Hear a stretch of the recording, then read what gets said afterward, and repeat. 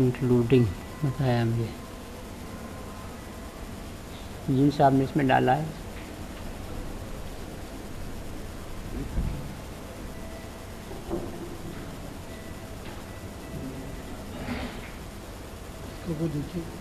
जिन साहब ने इसमें लोड किया ना बता दें तो। हाँ तो काहे में यहाँ तो 50,000 फाइलें अभी हाँ अभी या मैं अपना लगा ही दूँ? वो भी कर सकते नहीं वो तो पहले ही उन्होंने कॉपी कर ली है इसमें।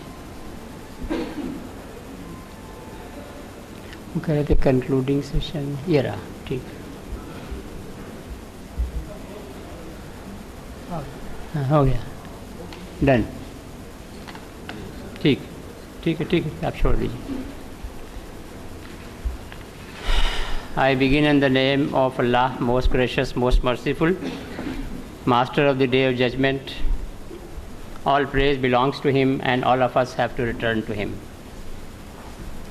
I am extremely grateful to Dr. Manzoor Alam Sahab and all his associates, particularly Iqbal Sahab who phoned me for this purpose. And with the permission of Justice Fakhruddin Sahab, I stand here to make my presentation before this august audience. As has just now been told to you, I would request you to kindly have a look at this. I hope the people from this side are also able to do. The Sachar Committee report was presented on 17th of November to the Prime Minister, and the other commission, National Commission for Religious and Linguistic Minorities, was headed by Justice Ranganath Mishra, and his report too was presented in early 2008. The most important aspect of the Mishra Commission report, I am first dealing with Mishra Commission report, which I wish to bring to your attention, is para 3 of the Constitution Scheduled Castes Order 1950, which has been very extensively dealt in the report of Mishra Commission. It says that no person who professes a religion different from the Hindu, the Sikh or the Buddhist religion shall be deemed to be a member of a scheduled caste. And that order was issued in 1950. Just let us have a look what Mishra Commission says about this. It says, Justice Mishra says that para 3 of the Constitution order is a black law. I am just quoting word by word from that report. Is a black law written outside the Constitution, introduced by the executive through the back door. So this is very, very important aspect of para 3, which has been introduced later on. It's not originally a part of the Constitution, but it has been seemingly introduced into the Constitution by the executive through the back door. In fact, here I would pause and share with you that for the last about 4 or 5 months, maybe 6 months, under Right to Information Act, Zakat Foundation of India, of which I am the president, has been trying its best with the Prime Minister's office, with the Home Ministry, with the Ministry of Law and Social Justice, Law and Ministry of Social Justice, to let us have copies of all that happened in 1950, which led to this. We issued a very thorough RTI query to the PMO, and from where it was sent to these ministries, etc. But nothing has so far come forward. Either there is lack of willingness or there is lack of record. There is something. Ultimately, if the government fails and throws its hands off, then we will have to approach the court of law. But then we wanted to know, and the community has a right to know, the community which is the deprived community. There are two major deprived communities. They are the Muslims and the Christians. Like if my forefathers have been sweepers for the last 500 years, and I want to fight a seat on the reserved seat of parliament, then I cannot do that only because I'm only a Muslim and I do not belong to the Hindu religion or the Sikh religion or the Buddhist religion. So Justice Mishra also said that it violates Article 14, 15, 16, 25, and 29. Then he goes on to say that para 3 is written outside the Constitution. Yeah, this I have already told you. Then he goes on to say that it is an anathema. Para 3 is an anathema which disfigured the beauty of the written Constitution. And there he quotes the Supreme Court in a famous case which I have quoted here, Maharaja Madhavrao versus Union of India. Then he also says that the President has no power to encourage or prohibit the profession of any religion, and this runs against the preamble. Because when you are saying that, okay, if you have been doing this menial job, you will get this facility only if you profess such and such religion, then it means that the President is encouraging people that you profess that particular religion in the views of Justice Mishra, and he said that this runs against the preamble. Then he again quotes Supreme Court in Susai versus Union of India, which says that caste continues even after conversion. Then he goes on and says that the concept of the caste is not confined to Hindu religion only. It extends irrespective of the religious sanction. Again, he has quoted Supreme Court of India in the Indira Sahni case, which is well known to all of us. Then he concludes almost that para 3 is a hostile discrimination against Muslims. This is all word by word taken from that report only, just for recapitulation of all of us. Here I have written the page number also. He says that Sikhism and Buddhism do not have caste religion, yet they are included in the scheduled castes. And he quotes Article 46 of the Directive Principles of State Policy, which says that promote with special care the educational and economic interests of the weaker sections of the people. And then he draws our attention to the National Education Policy of 1986, which says that Muslims and Neo Buddhists are educationally most backward. For the minority communities, then he says, he gives a very solid suggestion: reserve 15% of all the posts in the central and state governments, out of which 10% should be for Muslims, plus 5% for other minorities. And this he says because he justifies that Muslims comprise 73% among all the minorities. And he says, the Mishra Commission says that we are convinced that the action recommended by us above will have full sanction of Article 16, that is equality of opportunity in public employment. But at the same time he said, okay, if yet there be a insurmountable difficulty in implementing this recommendation, as an alternative, we recommend as follows. And that according to Mandal Commission report, the minorities constitute 8.4% of the total OBCs. Hence, in the 27% OBC quota, the corresponding percentage should be reserved for minorities, with an internal breakup for minorities. So that's what has been done by the Government of India in December 2011. Then he also says that among the Muslims of India, the concepts of Zat, that is caste, and Arzal, that is lower caste, are very much in practice. Even the Muslim law of marriage recognizes the doctrine of Kufr, parity in marriage between the parties in all vital aspects, including the social status and descent, which in our country means nothing but caste. Then ultimately he says that para 3 of the Constitution order should be wholly deleted. And then by extension he says that by the force of judicial decisions in the interest of national integration, the minority intake, this is very interesting, the minority intake in minority educational institutions has been restricted to about 15%, to about 50%. Thus virtually earmarking the remaining 50% or so for the majority community. By the same analogy and with the same purpose, the Mishra Commission said we strongly recommend that at least 15% seats in all non-minority educational institutions should be earmarked by law for the minorities.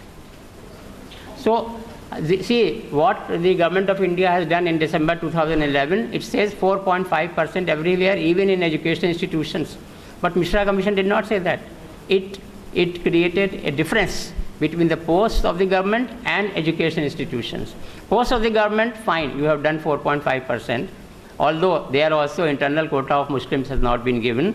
But as far as educational institutions are concerned, the Mishra Commission straight away says 15%. No 4.5%, no alternative. But there also it has happily done that.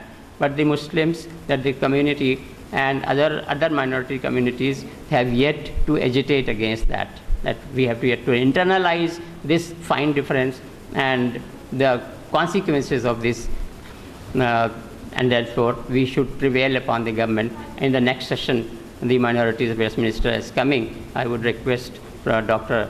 Manzoor Alam Sahab to kindly raise this issue with him. Then Mishra Sahab says that constitute parliamentary monitoring committees for minorities on the lines of scheduled castes. I'm just very quickly flagging because short of time. Extend the provisions of Prevention of Atrocities Act 1989 to protect minorities also, not only SC and ST. Enact comprehensive law to protect and safeguard the rights of minorities mentioned in Article 29 and 30 says.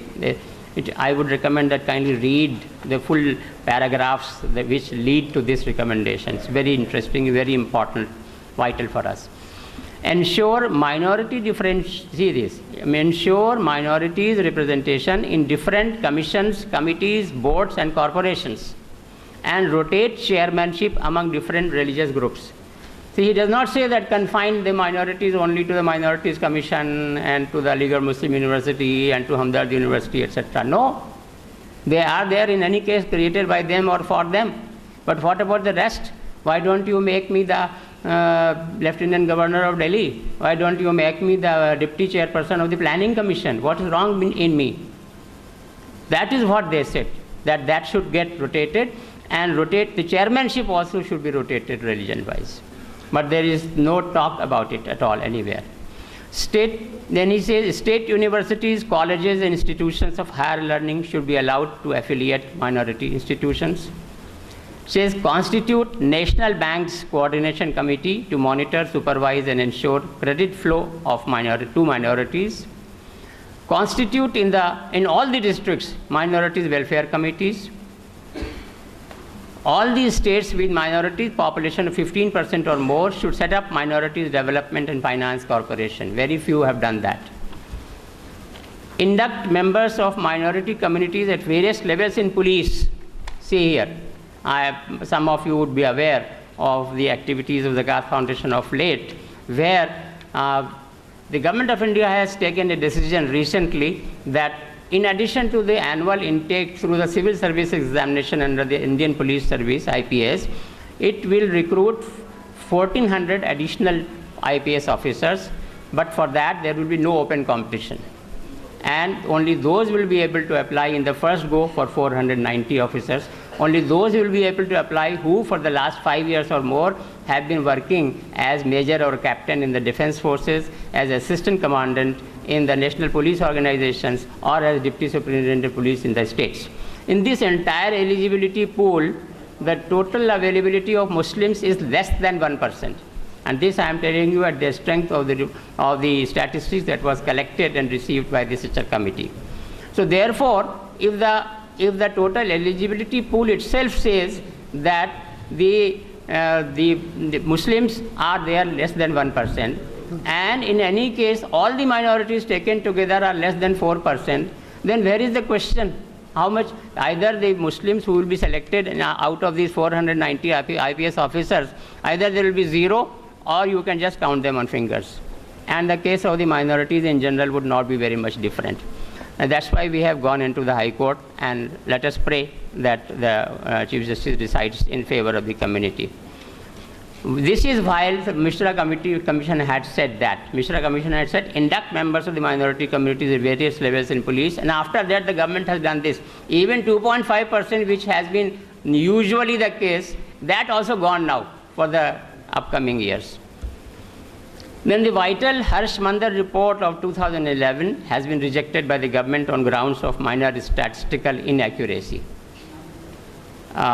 Muslim-dominated constituencies are reserved for scheduled castes. See, not only that we are out of the definition of scheduled castes, but the constitution or the constitution scheduled caste order does not say that which constituencies will be reserved for scheduled castes.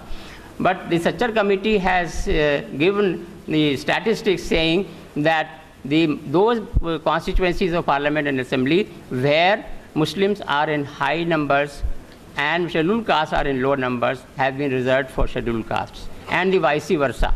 So both ways Muslims are losers. So therefore the matter has the Sachar committee has very strongly recommended that the government should take up the matter with the delimitation commission, but the government has yet to move even 1 inch during the last 5-7 years on this point.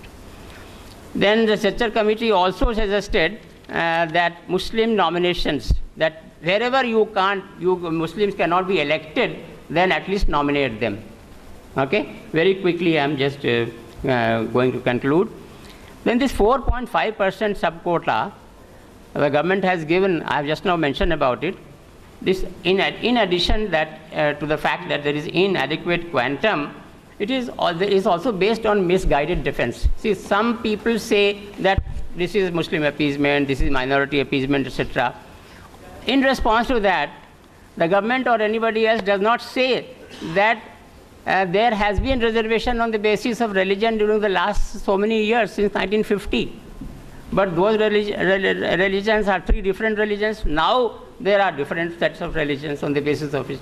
So this reservation on the basis of religion is not a new thing. This is the defense of this. The coaching scheme which the government of India has been initiating and has been implementing, that is basically defective, because it says that the NGO itself should teach the students for civil services examination.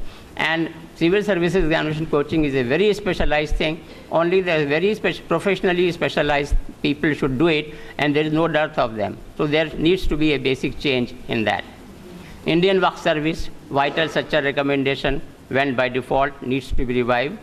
And you have seen what has happened in different states by way of Waqf scams. Waqf bill, I'm not going details into it because there is shortage of time. 20 vital Sachar and JPC recommendations have been ignored. We took up the matter later on very strongly with the select committee of the Rajya Sabha, who has accepted, thankfully, alhamdulillah, about 10 recommendations. Madrasa quality scheme has not been publicized. This we have come to know under Right to Information Act, that every year 50 lakh rupees are granted to the HRD ministry for publicizing the Madrasa scheme, SPQEM, scheme for providing quality education in madrasas. But they have not spent a single rupee, and I have got a copy of that. I have given a copy of that to the Minister of HRD, to the Minister of State of HRD. Let's see what happens.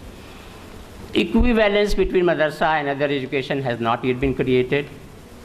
15-point program of the Prime Minister has point number 3 of Urdu teachers.